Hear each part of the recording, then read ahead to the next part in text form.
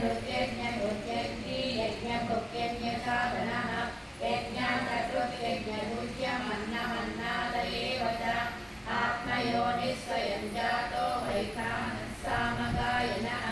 देवकीनन्दनस्रष्टा क्षितिशपावनाशनः शङ्खवृन्नन्दकी चक्री शान्ततन्वागदाधरः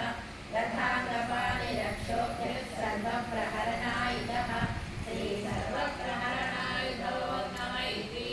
वनमालीगीशान्ती शङ्खी चक्री च नन्दकी श्रीमान्नारायणो विष्णुर्वासुदेवो विरक्षतु वनमालीगीशान्ती शङ्खी चक्री च नन्दकी श्रीमान्नारायणो विष्णुर्वासुदेवो विरक्षतु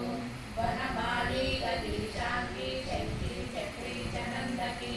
श्रीमान्नारायणो विष्णुर्वासुदेवो विरक्षतु श्रीवासुदेवो विरक्षतु वो नम इति श्रीरङ्गीतनीयस्य केशवस्य महात्मनः नाम्नां सहस्रं दिव्यानामशेषेण प्रकीर्तितं यैदं शृणुयात् नित्यं यथा विपरिकीर्तयेत् नाशुभं प्राप्नुयात् किञ्चित् सोमुत्रेण समानवः वेदान्तको ब्राह्मणस्यात् क्षत्रियो विजयी भवेत् वैश्यो धनसमृद्धस्यात्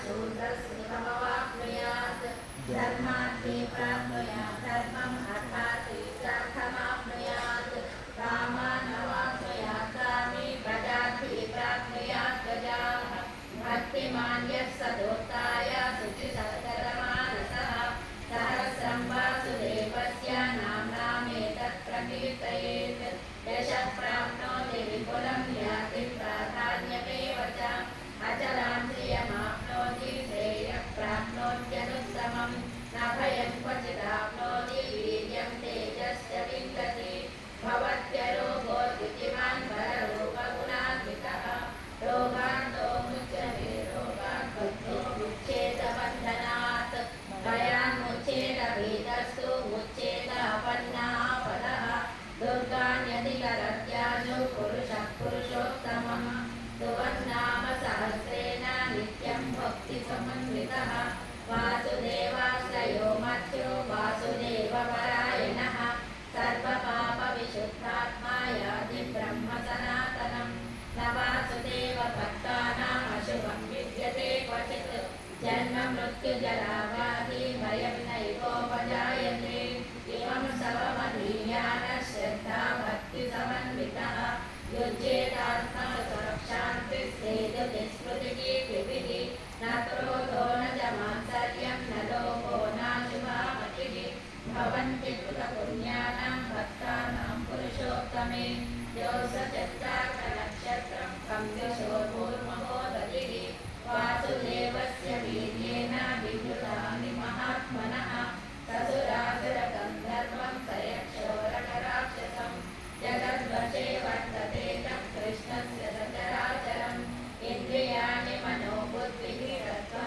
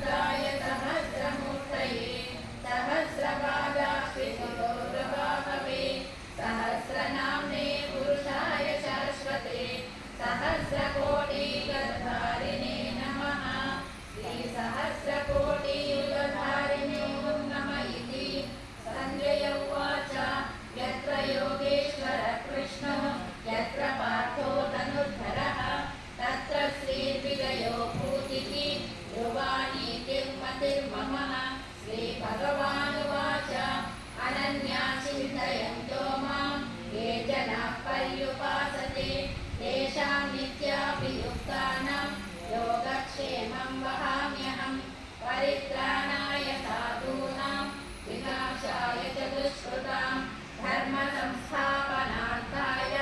सम्भवामि युगे युगे आर्ताविषण्णाशिथिलाश्च पीताः घोरेषु च व्याधिषु वर्तमानाः सङ्कीर्त्य नारायण शब्दमात्रं विमुक्तदुःख